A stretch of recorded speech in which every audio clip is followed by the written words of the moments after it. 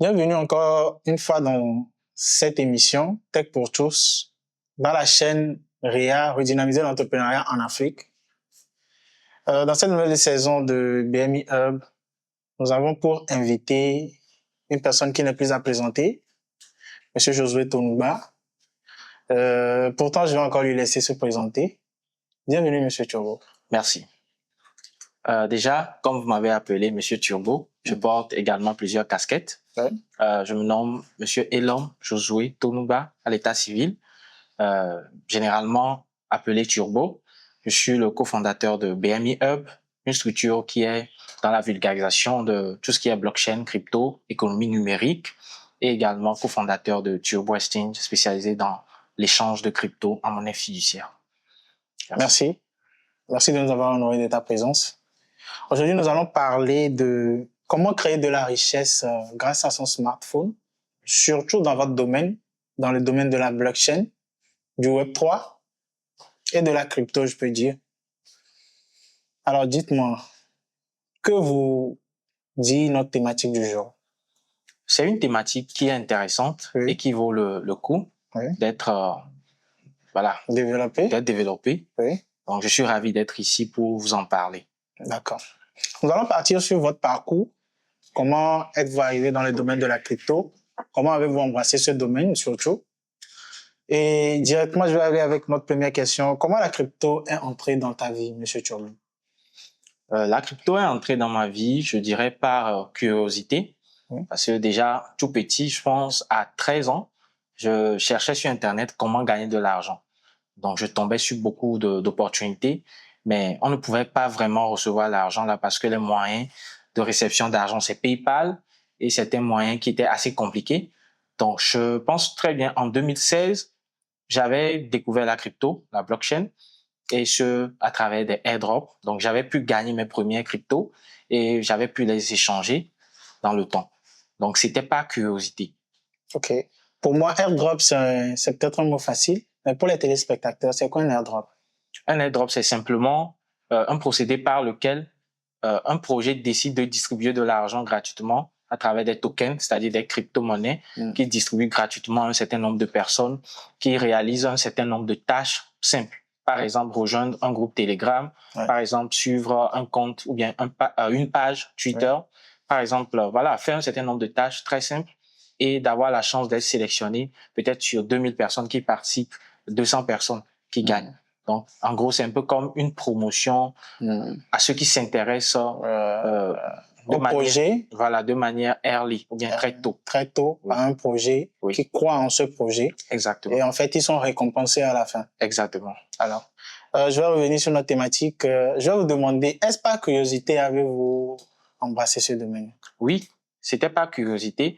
Déjà, j'étais passionné par tout ce qui est tech, tout ce qui est ordinateur, téléphone. Et donc, quand j'ai découvert la blockchain, la curiosité a rencontré, je vais dire, une opportunité. Et j'ai fouillé, j'ai creusé, j'ai appris. Et c'est devenu aujourd'hui mon domaine phare. Vous avez dit récemment à 13 ans. Est-ce un hasard ou bien c'est par, comment l'appelle-t-on, un besoin? Je dirais un besoin. Déjà, comme je l'ai dit, c'était pas curiosité, mais c'était une passion pour moi de toucher à tout ce qui est digital. Exactement. Donc, j'avais envie de toucher déjà à la télé, je manipulais tout ce qui est électronique et digital. J'essayais de manipuler. Donc, quand j'ai découvert la blockchain, je me suis dit, ça, c'est un domaine qui me convient le mieux. J'étais déjà dans un cursus donné, mais je me suis dit, ce domaine-là, ça me va correctement. Donc, je me suis concentré là-dessus et j'ai essayé de développer mes connaissances et compétences dans ce domaine. D'accord. Quel a été ton plus grand obstacle, que ce soit mental, technique et peut-être financier, je peux dire, lorsque tu as atterri dans le domaine de la blockchain ou je peux dire de la crypto? Oui, je dirais l'obstacle était beaucoup plus technique Oui. et ensuite financier. Okay. Je développe. Dans le temps, il y avait peu de personnes qui connaissaient tout ce qui concerne la blockchain ou la crypto. Donc, il y avait peu de personnes chez qui je pouvais me renseigner et c'était Internet qui m'aidait. Je fouillais sur des forums, Cryptost, Journal du Coin, plein de plateformes sur lesquelles j'ai pu apprendre, lire, surtout démystifier les termes techniques que je rencontrais. Et donc, avec le temps, cette curiosité et puis ce travail acharné s'est transformé quand même en argent. Donc, au tout début, je manquais d'outils techniques, je manquais de personnes ressources vers qui se tourner et également, je manquais d'argent pour m'offrir les meilleurs outils de travail. Mais avec le temps, j'ai pu surmonter tout cela. Surtout mental, quels étaient tes obstacles? Sur le plan mental, je dirais qu'il n'y avait pas vraiment d'obstacles. Peut-être la famille qui ne comprenait pas vraiment ce que c'est que ce machin de blockchain crypto. Toujours derrière son écran. Oui, toujours derrière son écran. On ne sait pas ce que tu fais. Voilà. Est-ce que tu veux devenir un anarchiste? On ne sait pas. Oui, mais je pense que c'était un souci de compréhension parce que déjà, il y avait plein de personnes qui vivaient du digital ou bien qui commençaient pas à s'intéresser au digital. Donc, il fallait juste communiquer pour comprendre. Pour comprendre. Comment as-tu surmonté tous ces obstacles-là? Je dirais simplement par un travail acharné. J'ai dû travailler pour prouver que j'étais dans un domaine d'avenir. Nous allons revenir avec vous et cette question-là, je pense que je le pose à la plupart de ces personnes qui interviennent dans le domaine de la crypto et reprendre en fait leur définition peut-être de la blockchain et de la crypto, avoir des différents avis et des différentes explications parce que l'explication de chaque personne peut différencier et peut aider une autre personne à comprendre en fait d'une manière différente. Pour toi, c'est quoi la blockchain? Pour moi, la blockchain, c'est une technologie comme Internet qui permet de transmettre de l'information à coût minime, qui est transparent et voilà, qui fonctionne sans organe central de contrôle. Donc, si on reprend la définition, c'est une technologie comme Internet. Donc, ce n'est rien d'extraordinaire. Ça ne vient pas de Mars. C'est une technologie, voilà, mais qui a des particularités, qui est transparent. Sur Internet, on fait beaucoup de choses, mais on ne peut pas vraiment savoir ce qui se passe. Donc, mais avec la blockchain, toutes les informations qui transitent sont transparentes. Sont traçables. Sont traçables. Donc, si l'information concerne l'argent, par exemple, vous transférez de l'argent à quelqu'un, tout est là sur la blockchain. Donc, on peut vraiment voir tout, à quelle heure, et puis bon, voilà. C'est une technologie. D'accord. Je veux savoir, lorsqu'on parle de crypto, est-ce qu'on parle d'argent, de technologie ou bien de révolution? Je dirais les trois en même temps. Les trois en même temps? Oui. Intéressant. Développer? Aujourd'hui, on peut tout acheter avec des cryptos. Des billets d'avion. On peut tout acheter avec des cryptos. C'est une technologie parce que bon, on a accès à la crypto avec nos smartphones, nos PC et tout. Et en soi, c'est une technologie, comme je venais de définir la blockchain. Exactement. La crypto est aussi une technologie qui a vu le jour sur la blockchain. Sur la blockchain. Et troisièmement, on peut dire c'est une révolution parce que aujourd'hui, la crypto permet de faire des choses qui n'étaient pas possibles avant. Par exemple, envoyer beaucoup d'argent ou bien transiter rapidement et sans forcément sortir de la chambre. Et juste avec son smartphone. Ce n'était pas possible. Alors, pourquoi dit-on que la crypto rend ses utilisateurs indépendants des banques, surtout en Afrique? Déjà en Afrique, il y a un taux assez faible de bancarisation. C'est-à-dire que beaucoup de personnes n'ont même pas la carte d'identité. Ce qui est une réalité. Voilà. Et n'ont pas également de compte bancaire. Beaucoup de personnes n'ont pas de compte bancaire. Nos mamans, dans les villages et tout. Mais on peut voir qu'aujourd'hui, beaucoup de personnes ont des comptes Flows, T-Money, c'est-à-dire des mobile money. Donc, la crypto en Afrique équivaut pratiquement à ces mobile money, mais étendu sur le plan international. Voilà. Exactement. Exactement. Selon toi, pourquoi l'Afrique est le terrain parfait pour créer de la richesse numérique aujourd'hui? Je dirais que l'Afrique est le terrain parfait pour créer de la richesse numérique parce que tout d'abord, la population, je vais dire, africaine est jeune et également, il n'y a pas d'innovation technologique en Afrique. Il n'y a vraiment pas d'innovation technologique en Afrique. Il y en a quelques-unes, peut-être au Nigeria, dans d'autres pays, peut-être au Togo aussi, mais il n'y a pas encore vraiment d'innovation majeure en Afrique. Je répète, Monsieur Turbo, oui. Il n'y a pas d'innovation technologique en Afrique. Non. C'est pour ça que l'Afrique connaît un retard, surtout, dans ces genres de domaines. Et la crypto a de l'avenir.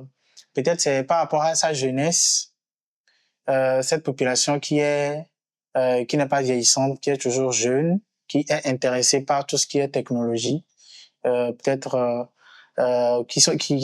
ces smartphones et tout ça. Est-ce qui peut nous permettre aujourd'hui de pouvoir atteindre vite cette population et de pouvoir parler réellement de tout ce qui est technologie, blockchain et tout ça? Effectivement. D'accord, merci. Nous allons aller sur notre prochaine question. Comment un Africain lambda peut-il commencer à investir pour créer de la richesse? Tout d'abord, je dirais que il faudrait passer toujours par la formation parce que vous ne pouvez pas investir dans quelque chose que vous ne maîtrisez pas. Même quand on veut faire de l'agriculture, on doit connaître les saisons, quand planter, quand récolter. Donc, c'est pareil. Il faudra d'abord se rapprocher des structures comme BMI Hub et d'autres structures qui éduquent sur tout ce qui est crypto, blockchain, les marchés financiers pour apprendre, pour pouvoir investir par après. D'accord. Aujourd'hui, lorsqu'on parle d'une personne qui embrasse le domaine de la blockchain ou bien de la crypto, dans son smartphone, je vais dire un débutant, quelle appli devront-on trouver? Minimum 3 applis que nous pourrons trouver dans le téléphone de quelqu'un qui débute dans le domaine de la crypto. Je dirais un portefeuille crypto, Trust Wallet ou SafePal. Oui. Bon, il y en a plein. Oui. Je dirais également une plateforme d'échange. Ça pourrait être Binance, BitGet ou AfroSwap. Il y a des solutions locales. Oui. Je dirais en 3e position CoinMarketCap, qui est une plateforme qui fournit des informations comme le prix et d'autres informations qui sont très importantes à connaître sur une crypto. Voilà. Mais au préalable, je pense qu'il faut toujours une formation avant de se lancer dans le domaine. Toujours, parce que vous pouvez vouloir vous lancer sans formation et envoyer une crypto vers une adresse nulle ou bien vers une adresse où ça sera vraiment irréversible. Voilà. Donc, ce sont des erreurs que vous pouvez commettre si vous n'avez pas vraiment une formation ou bien un mentor dans ce domaine. Penses-tu que la crypto ou le digital peuvent devenir une source stable de revenus supplémentaires? Oui, je dirais que la crypto peut devenir même une source principale de revenus si on sait comment l'utiliser. Aujourd'hui, il y a plein de métiers dans le domaine de la blockchain, de la crypto. Et si vous arrivez à trouver un domaine en particulier et que vous le faites et que vous êtes même peut-être l'une des rares personnes qui exerce ça, vous allez pouvoir maximiser et vivre rien que de la crypto comme certains comme nous. Exactement. Oui. Exactement. Quelle est la plus grosse erreur que tu vois les jeunes commettre quand ils se lancent dans la crypto ou dans le numérique? C'est toujours le manque de formation. Beaucoup de jeunes veulent se lancer, mais ils ne se forment pas, ils ne veulent pas se donner du temps pour apprendre. Ils veulent gagner de l'argent immédiatement, ce qui n'est vraiment pas possible parce que dans n'importe quel domaine, il faut d'abord passer par la formation, ensuite aboutir à l'application de ce qu'on a appris pour pouvoir générer des revenus. Si vous aviez le pouvoir de changer quelque chose au début, dans le domaine de la crypto ou de l'économie numérique, à l'école, par où commenceriez-vous? Je dirais le collège, parce que déjà, à partir du collège, les enfants sont déjà adultes, plus ou moins, et peuvent vraiment cerner les bases de la blockchain. Exactement. Voilà, parce que c'est ce qui a manqué pour certains d'entre nous Mais heureusement qu'Internet était là. YouTube surtout. Oui, YouTube et des forums Cryptost. Oui. Je remercie vraiment ce forum. Ça m'a beaucoup aidé. Voilà. D'accord, d'accord. Dans 5 ou 10 ans, tu vois un Africain sur 2 peut-être avoir de la crypto? Bon, en fait, ça va vraiment dépendre du travail que les acteurs de ce domaine font et également je vais dire le gouvernement. S'il y a une compréhension et puis une adoption qui suit les actions que nous menons, je pense que c'est bien possible. Avez-vous déjà des actions concrètes que vous faites déjà ou que vous comptiez peut-être lancer dans le domaine? Oui, déjà nous créons du contenu sur la crypto, la blockchain, pour déjà vulgariser, pour parler de la chose. Oui. Nous formons pas mal de personnes qui veulent se lancer et nous offrons des opportunités pour pouvoir se faire de l'argent dans la crypto. Alors, nous arrivons à la fin de notre émission du jour. Je vais vous poser cette question de savoir, pour toi, la crypto est-elle une mentalité ou une monnaie? Pour moi, la crypto est d'abord une mentalité. Oui. La mentalité de la liberté. Oui. Donc déjà, quand nous prenons la toute première crypto, ou du moins le Bitcoin, la mentalité de base, c'est de pouvoir être libre, de pouvoir posséder son argent, de pouvoir dépenser combien l'on veut, quand on veut, comme on veut. Pas comme avec les banques où, si nous faisons des transactions, on est limité, on pose des questions. Pourquoi on veut retirer? C'est pour faire quoi? Et tout. Et on est aussi limité quand on voyage dans le monde entier, il faudra convertir son argent. Mais cette liberté que nous avons avec le Bitcoin de pouvoir le dépenser comme tel, bien de pouvoir l'échanger directement sans forcément trop souffrir, Oui. me pousse à dire que la crypto est d'abord une mentalité et c'est la mentalité de la liberté avant d'être une monnaie. Parce qu'aujourd'hui, la crypto nous permet d'acheter n'importe quoi à travers des solutions comme Turbo Exchange, AfroSwap et d'autres solutions voilà, de transfert d'argent basées sur la blockchain de la crypto, comme Dynamic Transfer par exemple. Je dirais que la crypto, c'est de l'argent. Merci. Je vous en prie. Nous voilà arrivés à la fin de notre émission. Rendez-vous dans notre prochain épisode sur REA.